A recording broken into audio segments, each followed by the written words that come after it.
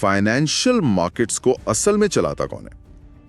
क्या ये सब कुछ ठंडे ठोस आंकड़े, तर्क और कॉम्प्लेक्स एल्गोरिदम्स हैं, या फिर इसके पीछे कुछ ज्यादा मानवीय, ज्यादा गड़बड़ झाला और शायद ज्यादा दिलचस्प चीज है? आज हमारे पास जो स्रोत हैं वो बहुत ही दिलचस्प हैं। एक तो है बिहेवियरल फाइनेंस पर एक एकेडमिक लेख। हाँ, और साथ में माइकल लुइस की वो क्लासिक किताब लायर्स पोकर भी है। बिल्कुल, और एक बहुत बड़ा स्कैंडल सोलोमन ब्रदर्स वाला केस स्टडी, और कुछ ट्रेडर्स के अपने दशकों पुराने अनुभव भी। तो मतलब थ्योरी और असल दुनिया दोनों का मिक्सचर है। सवाल यही है कि वॉल स्ट्रीट जीनियस लोगों का खेल है या फिर एक बहुत बड़ा कसीनो। आज हमारी पड़ताल का मकसद इन्हीं नंबरों और चार्ट्स के पीछे की साइकोलॉजी और कल्चर को समझना है। हम ये जानने की कोशिश करेंगे कि डर और लालच जैसी बहुत ही बुनियादी इंसानी भावनाएं कैसे एक छोटे से निवेश के फैसले से लेकर पूरे बाजार के क्रैश तक को कंट्रोल करती हैं। और वो बड़ा सवाल भी है कि ये वॉल स्ट्रीट की सफलता स्किल है या जैसा कि हमारे कुछ स्रोत कहते हैं, ये ज्यादातर किस्मत का ही खेल है। ठीक है, तो इसे शुरू से समझते हैं। पारंपरिक फाइनेंस की किताबों में एक बड़ा भारी भरकम आइडिया है, एफिशिएंट मार्केट हाइपोथेसिस। हाँ, मतलब आसान भाषा में बाजार में हर कोई बहुत समझदार है, सबके पास सारी जानकारी है और इसलिए किसी भी चीज की कीमत हमेशा सही होती है। मतलब कोई भी चीज महंगी या सस्ती नहीं है, सब कुछ एकदम परफेक्ट है। बिल्कुल, एक ऐसी दुनिया जहां हर कोई एक तर्कसंगत रोबोट की तरह काम कर रहा है। लेकिन बिहेवियरल फाइनेंस नाम की एक पूरी फील्ड है जो कहती है कि ये सब बकवास है। अच्छा? हाँ, ये साइकोलॉजी और इकोनॉमिक्स को जोड़ती है और हमें याद दिलाती है कि बाजार लोगों से बनते हैं और लोग वो भावनाओं से चलते हैं। मशहूर अर्थशास्त्री जॉन मेनार्ड कीन्स ने इसे एनिमल स्पिरिट्स कहा था, है ना? बिल्कुल, पशु प्रवृत्ति। ये वो इंसानी भावनाएं, गट फीलिंग्स और जोश है जो हमारे आर्थिक फैसलों को चलाते हैं, ना कि सिर्फ कोई स्प्रेडशीट। ये एनिमल स्पिरिट्स वाली बात दिलचस्प है। तो क्या इसका मतलब ये है कि हम सोचते हैं कि हम बड़े लॉजिक से निवेश कर रहे हैं, पर असल में हमारे अंदर का कोई डर या लालच ही हमसे काम करवा रहा है। इसके कुछ जाने माने पैटर्न हैं जिन्हें हम पहचान सकते हैं। हाँ, बिल्कुल है। साइकोलॉजी में इन्हें कॉग्निटिव बायसेस कहते हैं, मतलब सोचने के तरीके की गड़बड़ियाँ, दिमागी शॉर्टकट एक तरह से। हाँ, जो अक्सर हमें गलत दिशा में ले जाते हैं।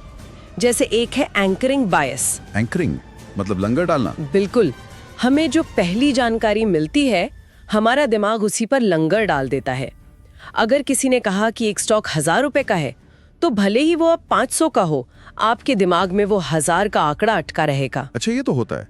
और एक कंफर्मेशन बायस भी है ना? ये कुछ वैसे ही है जैसे सोशल मीडिया पर हम सिर्फ उन्हीं लोगों को फॉलो करते हैं जो हमारी जैसी बातें करते हैं। हाँ, ताकि हमें लगे कि हम सही हैं। एकदम सटीक उदाहरण, अगर हमें लगता है कि कोई कंपनी कमाल करने वाली है, तो हम सिर्फ उससे जुड़ी अच्छी खबरें ही पढ़ेंगे और बुरी खबर को नजरअंदाज कर देंगे। हम सबूत नहीं ढूंढते, हम अपनी राय का समर्थन ढूंढते हैं। और शायद सबसे ताकतवर बायस है लॉस अवर्जन।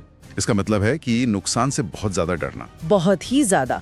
रिसर्च दिखाती है कि 500 रुपए खोने का दुख 500 रुपए पाने की खुशी से लगभग 2 गुना ज्यादा होता है। गणित के हिसाब से तो बराबर है, पर हमारे दिमाग के लिए नहीं। बिल्कुल नहीं।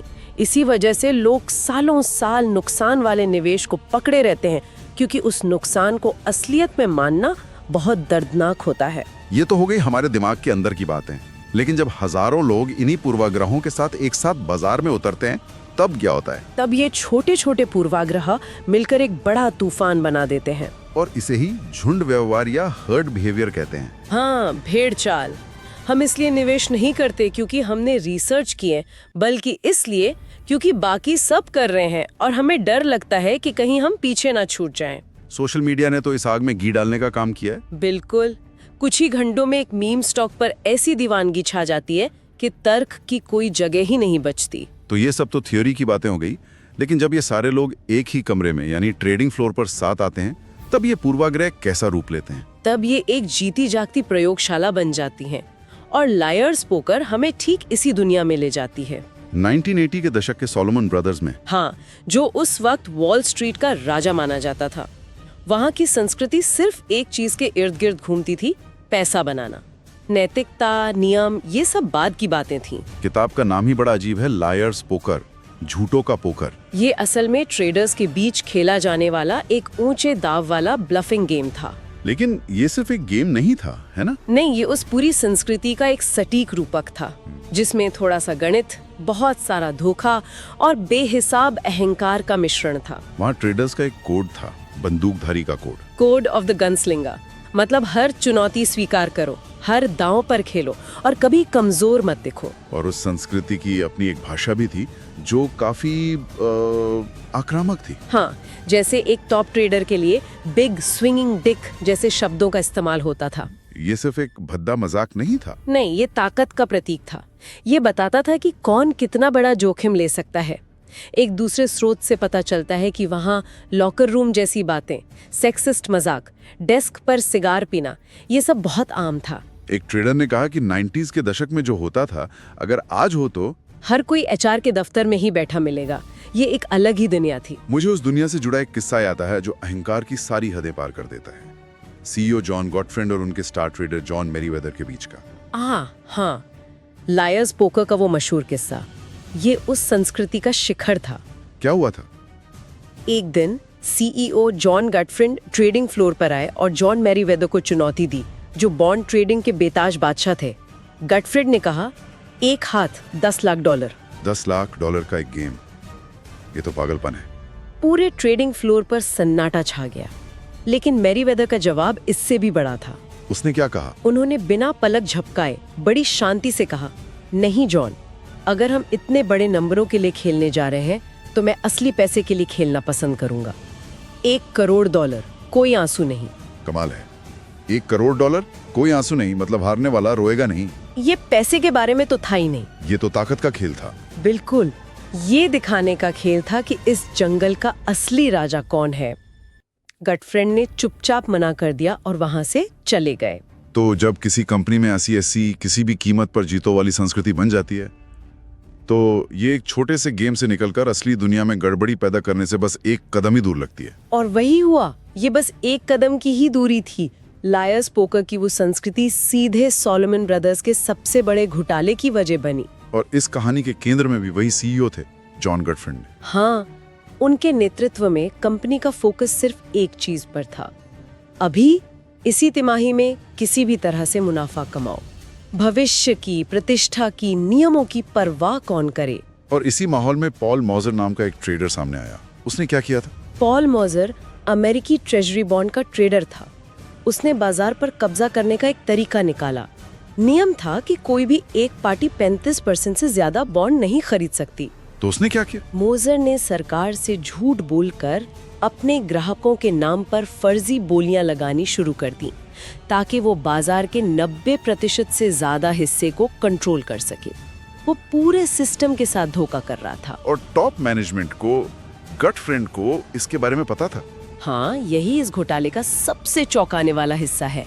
उन्हें महीनों पहले बता दिया गया था, लेकिन उन्होंने कुछ नहीं किया। क्यों? शायद उन्हें लगा कि वो इसे अंदर ही अंदर सुलझा लेंगे, या शायद वो उस मुनाफे को बंद नहीं करना चाहते थे। और जब ये घोटाला सामने आया तो नतीजा बहुत भयानक था। $29 करोड़ का जुर्माना और जॉन गॉटफ्रेड पर किसी भी ब्रोकरेज फर्म का सीईओ बनने पर हमेशा के लिए प्रतिबंध। उनकी प्रतिष्ठा मिट्टी में मिल गई। और फिर इस कहानी में एंट्री होती है वॉरेन बफेट की, जो उस गनस्लिंगर संस्कृति के बिल्कुल विपरीत हैं। बिल्कुल, ये सिर्फ एक मैनेजमेंट बदलाव नहीं था, ये 2 दर्शनों का टकराव था। वॉरेन बफेट को अंतरिम चेयरमैन बनाकर लाया गया और वो अपने साथ एक पूरी तरह से अलग सोच लेकर आए। हाँ, उन्होंने आते ही अपना वो मशहूर उदाहरण दिया, फर्म के लिए पैसा गवाओ, मैं बहुत समझदार रहूंगी। फर्म की प्रतिष्ठा का एक कतरा भी गवाओ, मैं निर्दयी हो जाऊंगी। वाह, ये तो सोलोमन ब्रदर्स की पूरी संस्कृति पर सीधा हमला था। हाँ, ये उस बिग स्विंगिंग डिक वाली सोच को सीधी चुनौती थी। बफेट का संदेश साफ था, अहंकार और शॉर्ट टर्म मुनाफे का खेल खत्म। अब हम विश्वास और ईमानदारी के बिजनेस में हैं। तो हमने देखा कि कैसे एक व्यक्ति के दिमाग की गड़बड़ियां एक पूरी कंपनी की संस्कृति को जहरीला बना सकती हैं। लेकिन क्या ये असर और भी बड़ा हो सकता है? पूरे के पूरे बाजार को अपनी चपेट में ले सकता है? हाँ, और जब ऐसा होता है तो हम उसे बाजार का बुलबुला या मार्केट बबल कहते हैं। जैसे 90s के दशक का .com बबल। बिल्कुल, वो झुंड व्यवहार का सबसे बड़ा और सबसे विनाशकारी रूप है। वो दौर जब इंटरनेट नई चीज थी और हर कोई इससे जुड़ी किसी भी कंपनी में पैसा लगा रहा था। एक विश्लेषण हाल के क्रिप्टो बूम और .com युग के बीच सीधी समानताएं दिखाता है। तर्क बिल्कुल वही थे, है ना? एकदम।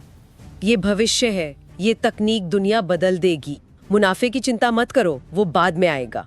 दोनों ही मामलों में निवेशक तर्क और वैल्यूएशन को छोड़कर सिर्फ एक कहानी और उम्मीद पर पैसा लगा रहे थे। ये अत्यधिक आशावाद और झुंड व्यवहार का क्लासिक मामला था। .com बबल के दौरान pets.com जैसी कंपनियां थी। हाँ, जो कुत्तों का खाना ऑनलाइन बेचती थी और करोड़ों डॉलर का नुकसान कर रही थी, लेकिन उनका वैल्यूएशन अरबों में था। ये तर्कसंगत नहीं था। ये ग्रेटर फूल थ्योरी थी। हाँ, मैं आज एक महंगी चीज इसलिए खरीद रहा हूँ क्योंकि मुझे यकीन है कि कल कोई मुझसे भी बड़ा बेवकूफ इसे और ज्यादा कीमत पर खरीद लेगा। और आखिरकार जब बाजार में और बड़े बेवकूफ नहीं बचे तो पूरा बुलबुला फट गया और निवेशकों के खरबों डॉलर डूब गए। इससे एक बहुत बड़ा और बुनियादी सवाल उठता है, अगर बाजार इतने ज्यादा मनोविज्ञान और भावनाओं से चलते हैं तो निवेश में सफलता असल में कितनी स्किल है और कितनी किस्मत? ये शायद इस पूरी चर्चा का सबसे जरूरी सवाल है। एक स्रोत में एक बहुत ही आकर्षक MIT अध्ययन का जिक्र है। क्या था उसमें? उन्होंने अलग अलग गतिविधियों को 0 से 1 के पैमाने पर मापा। 0 मतलब पूरी तरह किस्मत, जैसे लॉटरी। 1 मतलब पूरी तरह स्किल, जैसे शतरंज। ठीक है, शतरंज 1 के करीब है, ये समझ आता है। तो जब उन्होंने 45,000 म्यूचुअल फंड के प्रदर्शन का विश्लेषण किया तो उनका स्कोर क्या था? उनका स्कोर था सिर्फ 0.32। क्या? सिर्फ 0.32? ये तो किस्मत के बहुत ज्यादा करीब है। हाँ, ये चौंकाने वाला है। लेकिन फिर हम वॉरेन बफेट जैसे लोगों के बारे में क्या कहें? क्या वो सिर्फ 50 साल से भाग्यशाली रहे हैं? ये एक बहुत जरूरी सवाल है। हो सकता है कि बफेट जैसे लोग सच में उस छोटे से स्किल वाले हिस्से के जीनियस हों। वो सच्चे आउटलायर हैं।